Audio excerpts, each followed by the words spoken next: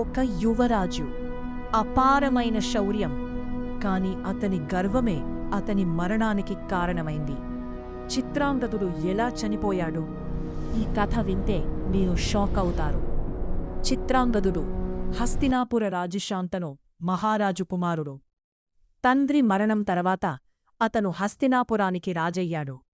ధైర్యం, శౌర్యం అతనిలో చాలా ఎక్కువ, కాని అదే సమయంలో అతనిలో గర్వం కూడా పెరిగింది. చిత్రాంగదుడు తన శక్తిపై ఎంతో గర్వపడేవాడు. తాను ప్రపంచంలోనే గొప్ప యోధుడిని అని భావించేవాడు. ఈ గర్వం వల్ల అతను దేవతలను కూడా సవాలు చేసే స్థాయికి చేరుకున్నాడు. ఒకరోజు చిత్రాంగద గంధర్వుడు అనే గంధర్వుడు అతని ఎదుటకి వచ్చాడు. వారిద్దరి పేర్లు ఒకటే, చిత్రాంగదుడు.